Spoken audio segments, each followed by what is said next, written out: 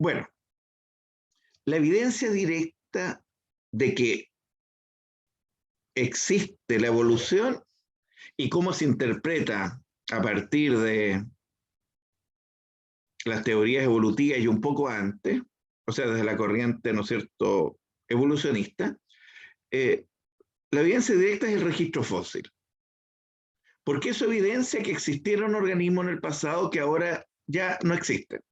Y que otros organismos a su vez fueron cambiando y se fueron, ¿no es cierto?, estableciendo linajes que están todos emparentados, evolutivamente hablando. Tenemos eso por un lado, pero hay otras evidencias también que son interesantes y son útiles. El estudio de la anatomía comparada. O sea, por ejemplo, este fósil permite que se hagan estudios de la estructura de los huesos. Por ejemplo, este es el Archaeopteryx, que corresponde a las primeras aves que vienen de los reptiles. Entonces tiene algunas características en huesos que son más parecidas a reptil, otras que son más parecidos a las aves, y así. Por lo tanto, se puede hacer. Entonces, ¿a qué vamos? La anatomía comparada es importante. El estudio de las estructuras. La fisiología comparada, pero eso es más para las especies actuales, pero también aporta. Bueno, anatomía comparada no solo registro fósil, sino también estudio actual de órganos homólogos que reflejan un mismo origen y órganos análogos que reflejan funciones equivalentes. Por ejemplo, son órganos análogos el ala de los insectos y el ala de los murciélagos. No son para nada variantes. Y bueno, y en realidad la del murciélago técnicamente no se llama ala, se llama patagio. Pero digamos, ya, se lo llamamos ala del insecto y ala del ave, que ahí se llama, pero si vemos la estructura, son totalmente diferentes, el desarrollo embrionario son totalmente diferentes. Entonces esos son órganos análogos, los que cumplen la misma función, pero no reflejan una cercanía evolutiva, son órganos análogos. El ejemplo típico, ala de insectos y ala de las aves. Pero hay órganos que son homólogos, que reflejan parentesco evolutivo. Ya que eso se lo voy a anotar en el chat, los homólogos. Los órganos homólogos, que reflejan entonces un parentesco evolutivo. Por ejemplo, si se le toma una radiografía a una aleta pectoral anterior, ¿ya?, de un delfín, o que yo tenía unas fotos por ahí, pero por factor tiempo, no, no lo voy a mostrar ahora porque tomaría varios minutos que encuentren los archivos, de los manatíes, que son como estas vacas marinas, así, digamos, que están en peligro de extinción. Pero, por ejemplo, el delfín, si uno le toma una radiografía, va a encontrar los componentes esqueléticos muy parecidos a una mano de un mamífero, de otro mamífero, porque son mamíferos. Y eso refleja una cercanía evolutiva entre estas especies. Entonces, los órganos homólogos, por la anatomía que presentan, podemos decir que y el desarrollo embrionario que presentan, reflejan o evidencian un parentesco evolutivo entre las especies que estamos comparando. Y habitualmente la función no es la misma. La aleta del delfín tiene que ver con nadar, la mano nuestra, ¿no es cierto?, tiene que ver con tomar cosas, etcétera, hasta balancearnos como primates que somos, qué sé yo, colgarnos de una rama cuando chicos, qué sé yo, bueno, o no tan chicos, y así. Por lo tanto, ¿no es cierto?, esos son órganos homólogos. Para las conductas, y ojo con esto, también nosotros hablamos de conductas homólogas, que se refiere a conductas que están relacionadas con un parentesco evolutivo. Que ahí lo que hay que comparar son las conductas innatas entre especies cercanas evolutivamente hablando. Que puede que encontramos conductas homólogas. Y también puede haber conductas análogas que son producto de convergencia ecológica, o sea que por caminos diferentes llegan a tener un mismo tipo de conducta. Entonces hay conductas análogas que no reflejan un parentesco evolutivo. Por ejemplo, el insecto tiene la conducta de volar. El ave tiene la conducta de volar. Todas las que vuelan, que son la gran mayoría. Pero son análogas, conductas análogas, no reflejan que los insectos y las aves sean parientes muy cercanos. En cambio, conductas, por ejemplo, especies de dinosaurios que incubaban huevos y las aves que incuban huevos, que para muchos esas son conductas homólogas, por ejemplo. O el ritual de cortejo de dos especies de aves que están muy emparentadas, que el ritual de cortejo es muy parecido, pueden ser conductas homólogas porque reflejan un patrón innato que esté preprogramado genéticamente o tenga una base heredable, y que son especies que los ancestros son cercanos. Entonces, por ahí uno va trabajando con esto a nivel de hipótesis también. Ahora, respecto a las teorías evolutivas, si tuviéramos que resumir, tendríamos que decir que está la teoría de la selección natural, que viene de Darwin, 1857, la primera publicación, y la teoría actual, que es la teoría sintética de la evolución, conocida como teoría neodarwinista. O sea, por eso que Darwin es considerado el padre de la evolución, de la biología evolutiva, porque da las bases que posteriormente actualiza el neodarwinismo y qué es lo que se acepta en la actualidad, pero que las bases son darwinianas. Por eso se habla de teoría neodarwinista o teoría sintética, sintética porque integra o sintetiza diversos aportes de los años 1950 en adelante. La teoría sintética de la evolución, pero que me voy a referir un poquito después a ella, no en la clase de hoy día. Pero independientemente de lo que está en esta diapositiva, que yo coloqué como los títulos así de, ¿no es cierto?, de el origen, que es la teoría de Darwin, y la actual, la teoría neosintética, tenemos la teoría de Lamarck, ¿ya? La teoría evolutiva de Lamarck. Que la teoría evolutiva de Lamarck, aquí están en la diapositiva sus planteamientos. Voy a darles las fechas, les voy a dar las fechas al tiro. Léanla un poco, porque justo va a sonar el timbre en 5 segundos y voy a tener que ir a abrir la puerta. ¿Ya? Así que vuelvo al tiro. Lean mientras lean la diapositiva y la conversamos.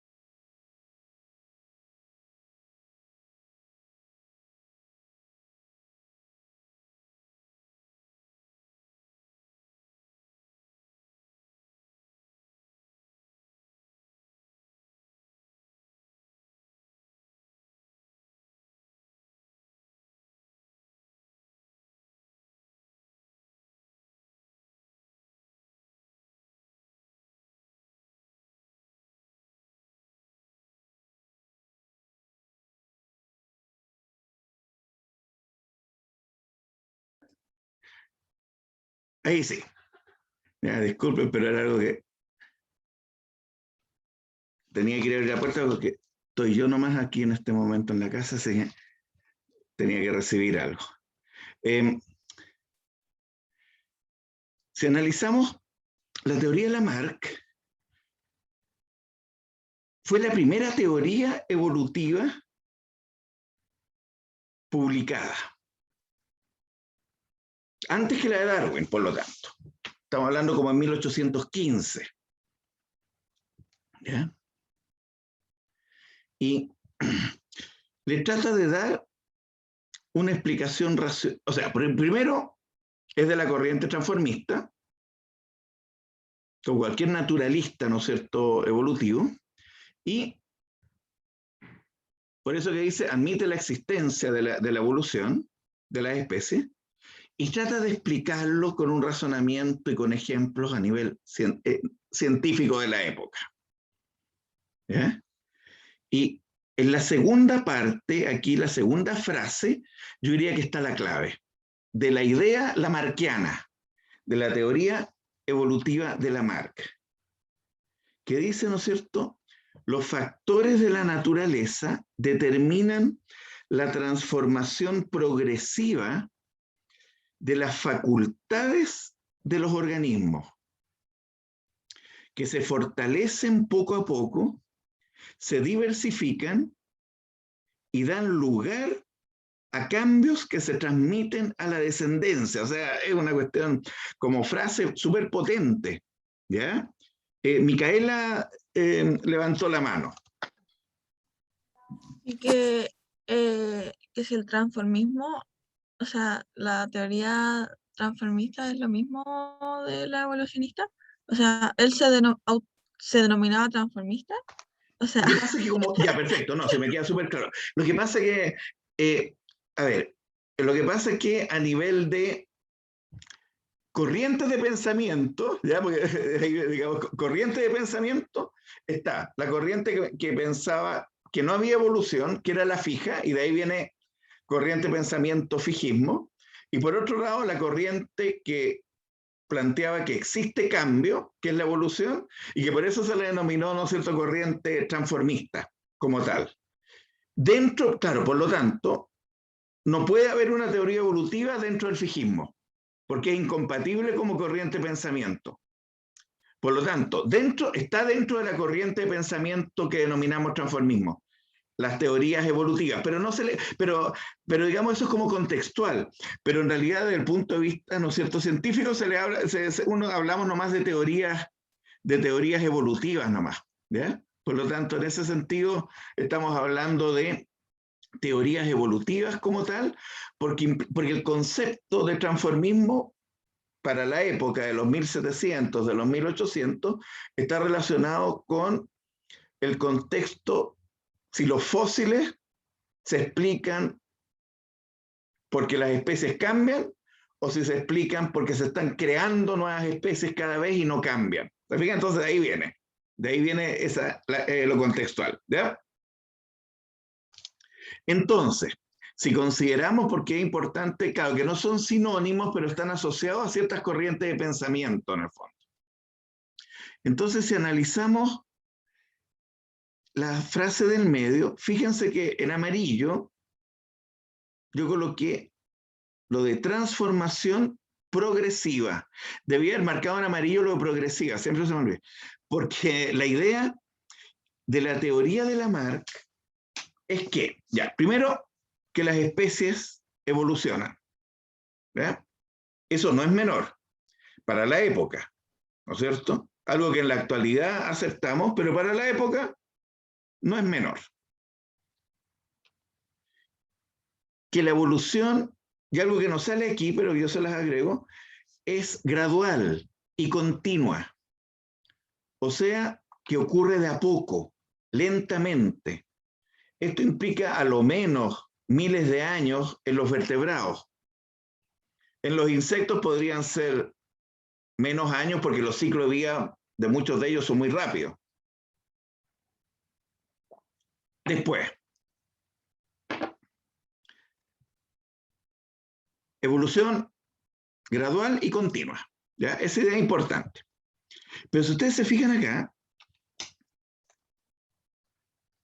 dice transformación progresiva de las facultades de los organismos que se fortalecen poco a poco, se diversifican y dan lugar a cambios que se transmiten a la descendencia. Vamos a la primera parte, transforman progresivamente o transformación progresiva y que los organismos se fortalecen poco a poco. O sea, fíjense lo que implica eso, que las especies van mejorando a medida que evolucionan. Eso te dice esa frase, esa parte de lo que está ahí. O sea que las especies que han cambiado más son más fuertes que las especies que han cambiado menos. O sea, la idea de progresismo acá tiene que ver con mayor cambio desde el ancestro o los ancestros de hace millones de años. Vi que levantó la mano Matías. Sí, profesor. Es que quería consultar si es que era Lamarck o era otra teoría fijista, la cual decía en uno como de sus postulados, por así decirlo, el que los cambios que le sucedían como a los padres se le Perfecto. traspasaban a los hijos. El tema, por ejemplo, o sea, yo lo recuerdo que me lo explicaron así en clase, que fue como, no sé, si al padre se corta el brazo, el hijo va a salir sin un brazo. Perfecto, perfecto. Es de Lamarck, es de Lamarck, que tiene que ver dentro de las teorías, ¿no es cierto?, transformistas o evolutivas, y que efectivamente estaría aquí. Y dan lugar a cambios que se transmiten a la descendencia, y lo vamos a ver en la tabla, o sea, en un diagrama que viene después, cómo efectivamente está la idea ahí, que los cambios que tengan los progenitores lo adquieren los descendientes, porque aquí hay una idea central y que por eso ahí la pregunta, ¿no es cierto?, que puse en amarillo, que dice, ¿pueden los organismos transmitir a la descendencia los cambios que adquieren, que sería justo el ejemplo que tú planteas, debido a la acción del ambiente, que es la herencia de los caracteres adquiridos? ¿Ya?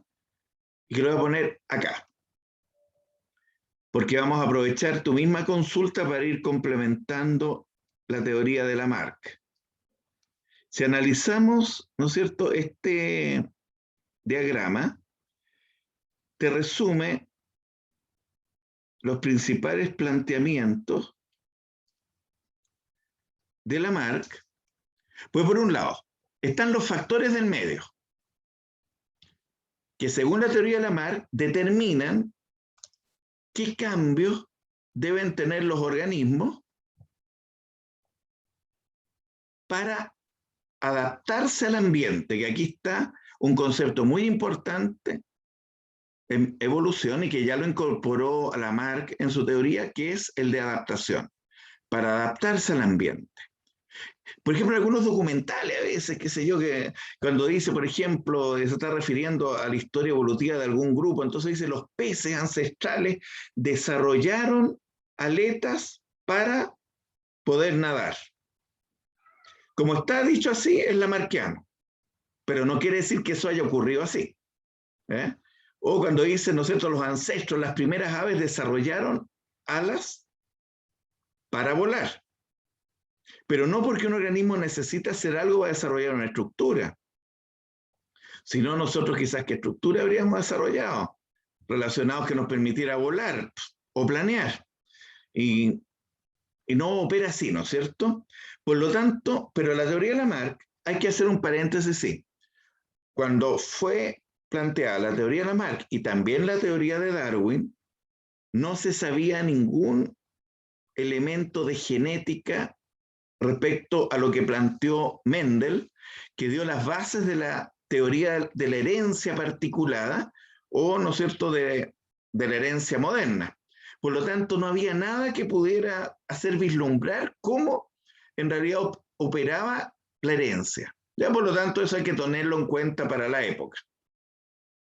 Entonces tenemos que el ambiente es una teoría bastante determinista desde el punto de vista ambiental. la de Lamarck. O sea que el ambiente determina qué cosas o necesidades tienen los organismos y los organismos cambian para adaptarse. Y de ahí viene esta frase de Lamarck que dice la necesidad crea al órgano. O sea que los organismos van desarrollando estructuras, pero por uso y desuso, que está acá abajo. Porque, y ahí volvemos aquí al dibujo de la jirafa, que a medida que las jirafas ancestrales, que tenían el cuello más corto hace varios millones de años atrás, iban estirando el cuello para comer estas hojas en altura, iban los descendientes después naciendo con el cuello un poco más largo. Y después de millones de años, tenemos que por uso y desuso y herencia de los caracteres adquiridos, de acuerdo a la teoría de Lamarck, las jirafas tienen el largo de cuello actual, porque aquí está el principio del uso y el desuso y la herencia de los caracteres adquiridos, que tiene que ver con el ejemplo que tú planteas en relación a un cambio de un organismo que lo heredan, ¿no es cierto?, los descendientes directamente. Llevándolo a otro ejemplo, voy a dejar de compartir un par de minutos, llevándolo a otro ejemplo. Ustedes no lo vieron jugar, porque, digamos, a mí me tocó verlo jugar cuando yo era joven al Chino Ríos, digamos, pero lo ubican de nombre, ¿no es cierto?, ya sea por lo que llegó a ser número 1 como tenista o por más cosas más de farándula, da lo mismo, pero lo ubican que era tenista, digamos, como tal. ¿Ya? Tenista zurdo. Por lo tanto, si se le medía, y de hecho se hizo en algún momento, la masa muscular del brazo izquierdo era el doble que la masa muscular que él tenía en el brazo derecho. Si se cumpliera tal cual la teoría de Lamarck, la primera hija del Chino Ríos, si le hubieran medido la musculatura del brazo izquierdo y del brazo derecho, debería haber nacido con más desarrollo muscular del brazo izquierdo que el brazo derecho, porque el Chino Ríos utilizaba mucho ese brazo y tenía más desarrollo, ¿no es cierto?, de esa estructura. Por lo tanto, corresponde a una herencia de un carácter adquirido, si es que operara así. Claro, uno podría decir, no, pero es que no es algo que sirva para sobrevivir, qué sé yo. Pero bueno, podría buscarse otras características y, claro, cualquier cambio que se genere en el ambiente, y de hecho se hizo experimentos. Bueno, se aceptó a la teoría de Lamarck por varias décadas, pero después se empezó a objetar esto de la herencia del carácter adquirido y se hizo experimentos en ratas para comprobar esto. Matías, di nomás. Profesor, teniendo en cuenta lo que estaba diciendo ahora, como que Lamarck dejaba de lado la hembra de la especie, porque como que en todos estos ejemplos que dimos y el mismo que yo di delante, como que hablábamos simplemente del macho que le pasaba algo y después lo quería la cría, pero ¿qué pasaba si es que a la hembra le ocurría algún cambio? ¿También se veía afectada la cría o cómo? También debería ser, de acuerdo de la teoría de Lamarck, también debería ser, sí. Independientemente, es que ahí va a depender de como no se sabía nada de genética en esa época, había algunas teorías que estaban, y que por eso muchas veces se mencionaba quizás a los machos, que se planteaba que en el espermio iba como el individuo en miniatura, digamos que iba a dar las características después de la fecundación. Entonces, si hay muchos ejemplos machos, podría estar relacionado con eso. Mira, yo elegí el Chino Ríos más que nada porque era un tenista zurdo, entonces me acuerdo siempre de la masa muscular, que en un programa en un momento le midieron la masa muscular y yo al tiro lo relacioné con la teoría de Lamarck, que la guagua del Chino Ríos no había nacido con el brazo izquierdo más desarrollado. Pero digamos, puede que inicialmente tenga que ver con estas concepciones erradas de herencia, si se tomaban más machos que hembras. Pero por lo de las jirafas, Lamarck lo toma, por ejemplo, el ejemplo clásico a nivel general, ya a nivel general, de machos y hembras, ¿ya? Pero es un punto que uno podría indagar un poquito históricamente, a ver si influían esas teorías ancestrales. Entonces, hasta ahí se aceptó, por varias décadas el principio del uso y el desuso y la herencia de los caracteres adquiridos. Pero ¿qué pasa? A ver, en cada uno de nosotros se cumple la teoría del uso y el desuso en cierto rango, sí.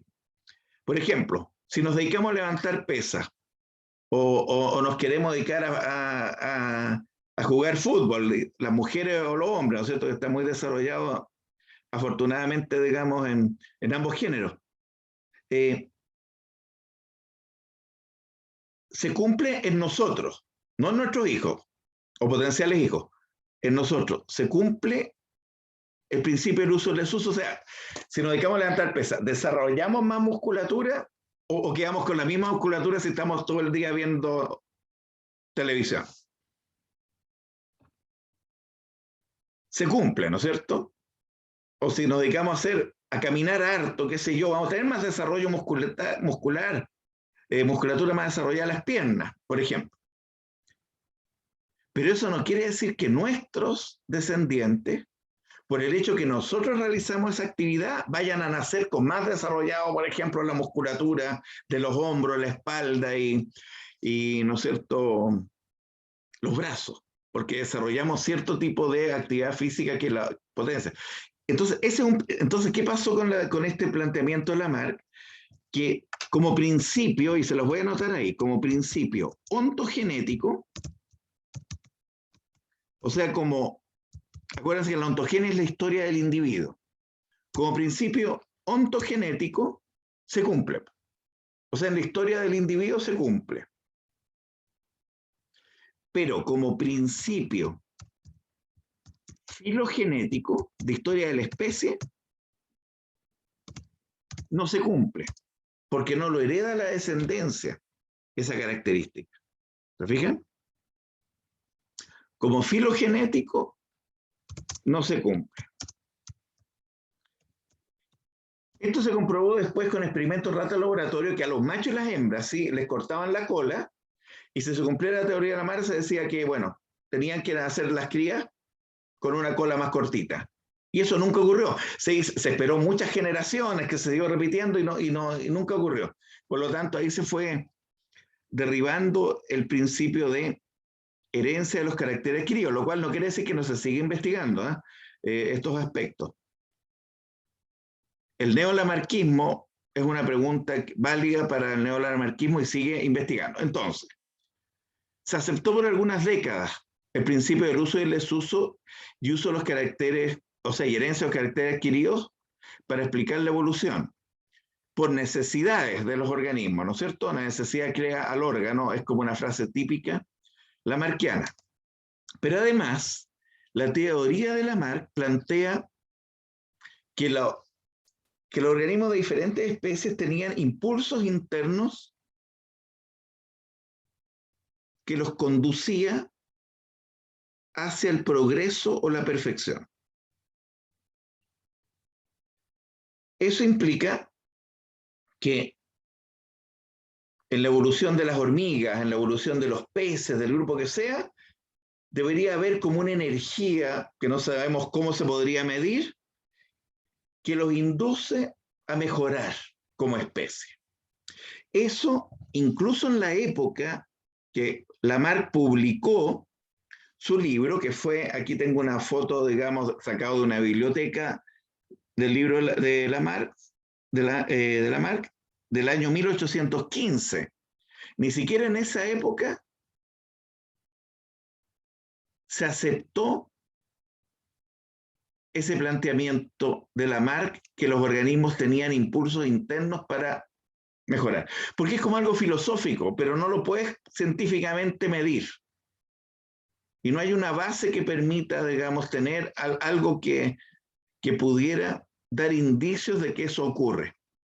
Casi derriba toda la teoría de Lamarck eso, pero lo demás, afortunadamente no cayó toda la teoría porque yo creo que hay aporte importante en la teoría de Lamarck. Primera teoría evolutiva publicada, existe evolución, la evolución es gradual y continua. Esos son aspectos relevantes. El mecanismo explicativo no es el que se acepta a partir de lo que postuló Darwin posteriormente. Pero eso no quiere decir que no haya sido un aporte relevante en el avance de la biología evolutiva, ¿ya? Como tal. Y vamos a cerrar en poquitos minutos, pero quiero dejar presentado que tenemos, ¿no es cierto?, la teoría de Darwin, que fue postulado varios años después, 1857, la primera publicación, 1850, que fue junto con Wallace, y la segunda publicación en fines de 1859. Por eso que según el libro que uno vea sale 1859 o 1860. Que ahí es el libro de Darwin que ya se mete en detalle. Después vamos a comparar, pero quería, digamos, llegar hasta esta diapositiva de acá, hoy día. Quería, digamos, mostrar ahí que se ve en este mapa el recorrido del velero llamado Beagle, que efectivamente tenía como misión, y que estuvo varios años recorriendo diversos continentes, confeccionar mapas de navegación, mapas oceanográficos para ser utilizados comercialmente por Inglaterra. Y Darwin, que ahí está la foto más o menos, o sea, no es foto, pero el dibujo que representa la edad que tenía Darwin cuando él como naturalista formó parte de esta expedición, y que él tenía como fue llevado para que fuera clasificando las plantas y animales que fuera encontrando. No era la misión de él, ni él no lo había pensado tampoco como objetivo antes del viaje, construir una teoría evolutiva. Eso surgió después, con las dudas y las hipótesis que fue generando. Si ustedes ven aquí, bueno, pasó por una serie de partes, Ecuador fue importante, pasó por Chile, estuvo en la parte desde la Patagonia, zona central, zona centro-sur, zona norte. El paso por Chile también dejó aspectos interesantes que él después utilizó en su teoría, etc. Y después él sacó muestras también de muchos fósiles. Y a él le fue llamando la atención, por ejemplo, que en Galápagos, que son más de 10 islas, había una especie de ave, parecía a los gorriones, de estos pajaritos chicos, que son los pinzones, y que cada isla tenía una especie de pinzón diferente. Pero él fue estudiándolos en detalle y vio que todos tenían patrones comunes. Y él propone incluso cuál era la especie más antigua de pinzón, a partir de las cuales fueron volando a otras islas y se fueron adaptando a el tipo de alimentación, y gradualmente fue evolucionando esas poblaciones hasta que se diferenciaron como especies diferentes. Entonces la concepción de ancestro común, o sea que a partir de una especie se podían formar más especies, tiene que ver, ¿no es cierto?, con una explicación en su teoría evolutiva. También el hecho que el registro fósil iba viendo que los fósiles tenían ciertas similitudes diferentes y diferencias en los diversos continentes, y que efectivamente, él decía, esto no lo podemos explicar por creación, sino que son pequeños cambios que van ocurriendo, por lo tanto las especies van evolucionando o van cambiando. Y así de a poco fue desarrollando su visión evolutiva, y cuando él volvió, después de 25 años, en conjunto con Wallace, que Wallace era un naturalista del área zoológica más joven, y que estudiando la naturaleza en Nueva Guinea y zonas cercanas a esa región, había llegado a la conclusión o a la propuesta de selección natural como mecanismo explicativo de la evolución. Y se empiezan a escribir, y le escribe a Darwin, y Darwin se da cuenta que eso lo tenía en sus borradores hace varios años, pero todavía no sacaba su libro, Por lo tanto, resumiendo, publican en conjunto en 1857 en la Sociedad Científica de Londres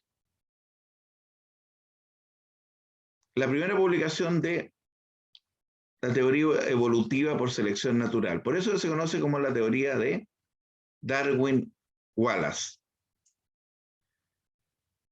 Posteriormente, Darwin postula a fines de 1859, no postula, sino que publica su libro.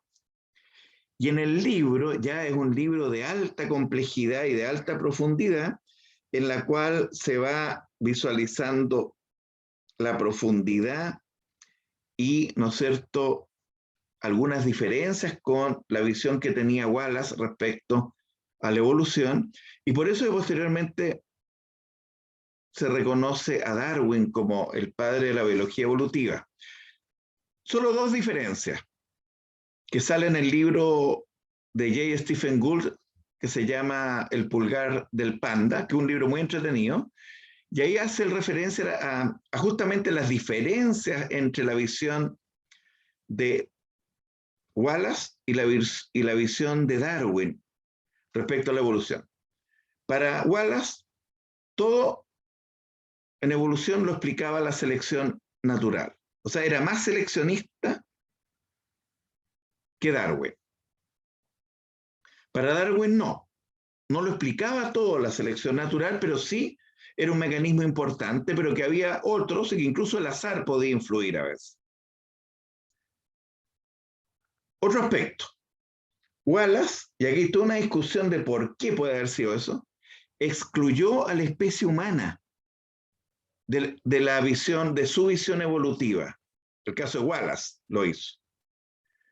Pero Darwin no. Darwin incorporó a la especie humana, incluso después sacó libros que detalló su visión respecto a la evolución humana.